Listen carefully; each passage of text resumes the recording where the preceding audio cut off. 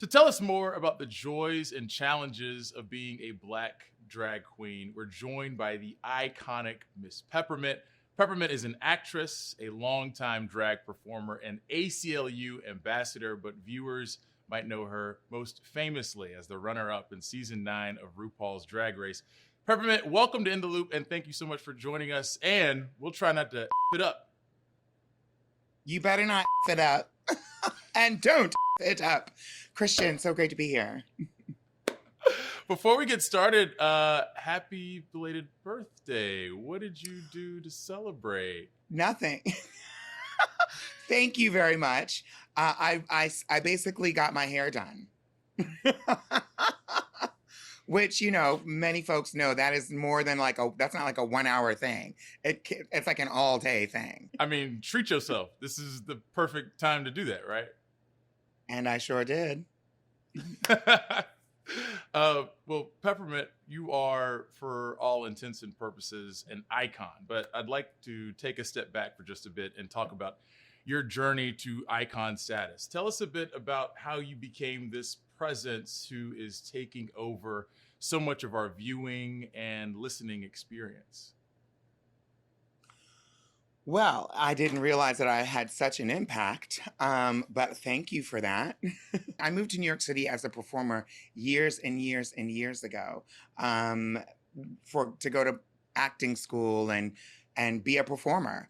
And I think that served me pretty well. And everybody knows New York City nightlife is infamous. And so I thought I would try my hand at performing in the clubs and the bars, and I did.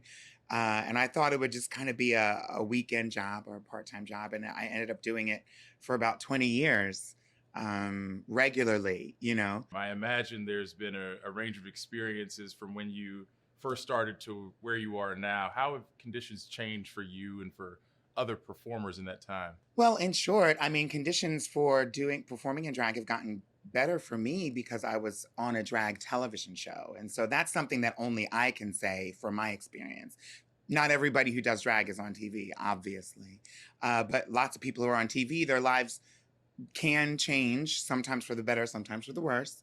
And mine definitely changed for the best. I think it's important that people have a good understanding of what drag is.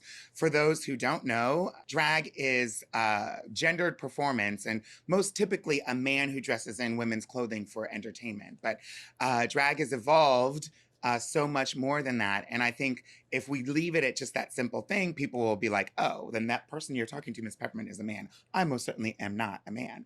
I'm a trans woman. Yeah. And that shows that many people can perform in the context of drag. Men, women, trans folks, non-binary folks, however you identify has really very little to do with the ability to do drag. Who you are and what you bring to your drag and how much talent you have has everything to do with it. And so as a performer who's been working in nightlife and learned a lot, went to acting school, have a degree in acting, and lived a life, you know, I've been able to enhance what I bring to the table of drag for myself. You know, drag went from, for the most part, being a really pretty much underground thing, something that was, you really needed to be able to go into a gay bar in order to find a drag shows. But with things like RuPaul's Drag Race, drag has spread all over the world. And of course, icons like RuPaul are leading the charge and have been leading the charge over the past several decades. And so although the path has been long, drag has definitely evolved. Now we see drag entertainers walking fashion runways and being on television and movies, their own TV shows that aren't RuPaul's Drag Race, acting on Broadway. Also, running for office, elected office. And so it just goes to show you that drag, although a lot of people think, oh, it's just some dude in a dress who's lip syncing to a Beyonce song. It can be that, which is fierce, but it can be so much more than that. For a lot of people, drag is really a job or a career. You've been vocal about being a Black trans drag queen and some of the obstacles in finding success within show business. I'm curious to know, would a younger Peppermint, let's say little Miss Peppermint, have an easier time finding success now? What are some of those barriers that still stand in the way?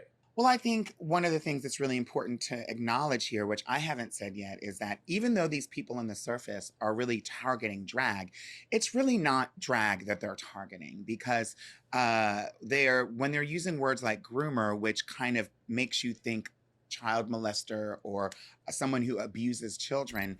Obviously, that's not happening at drag shows. But what they're really doing is saying, we want to outlaw drag shows, and because they're saying that they're too woke, and what they're attempting to do is limit or stifle any conversation about gender. What they're really doing is targeting trans individuals, and they're sort of lumping anyone who is outside of what they call the norm.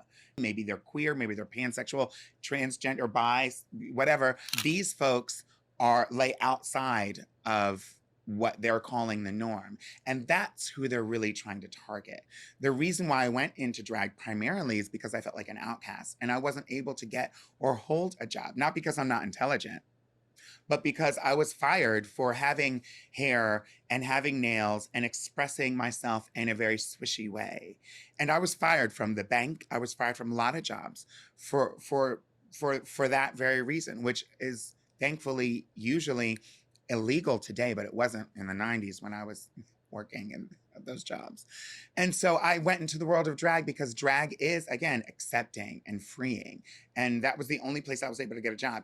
If young Peppermint were coming around today as a trans girl, I might not even do drag. I might do something else. I might be a lawyer or a doctor or something else. And I'd love to see it. Peppermint, you talk about battling misinformation about drag and the LGBTQ plus community, and you do it in a way that is graceful and it's humorous. I mean, I got a chance to listen to the podcast you do with Bob the Drag Queen, and the range is on full display. It's hilarious, it's tragic, it's all of the above. And I'm really curious, how do you keep that upbeat attitude in general? I mean, what is it that's making you happy right now? I'm the Black community makes me happy. The trans community makes me happy. The LGBTQ plus community make me happy. Yeah, hello. And I want to say to a lot of listeners that think that those are three separate communities I just named, they're not. They're the same community. The trans community is a part of the Black community. The LGBTQ community is a part of the Black community. The Black community is a part of the LGBTQ community. So those things bring me joy. And they used to be, when I was younger, I grew up in a day and age when being queer, when being gay, when being different, when being Black was something that was frequently targeted and often shunned and kind of shamed.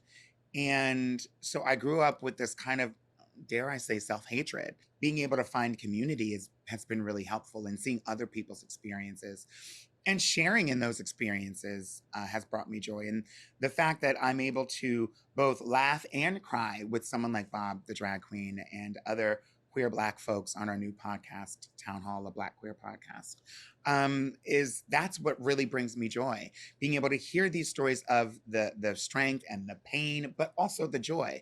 And so one of the things that brings me joy is my hair, is doing my hair. Doing my hair brings me joy. I know that was like such a vapid way to end that. Other things bring me joy too, but right now I'm obsessed. You mentioned all these things, like in having these conversations with people and connecting with hair and community, and then doing my hair. Right? Yeah, that's stuck the landing. I appreciate the honesty though. Peppermint is an actress, a singer, a longtime drag performer, an ACLU ambassador, and the runner-up in season 9 of RuPaul's Drag Race. Peppermint, thank you so much for joining us. Christian, thank you.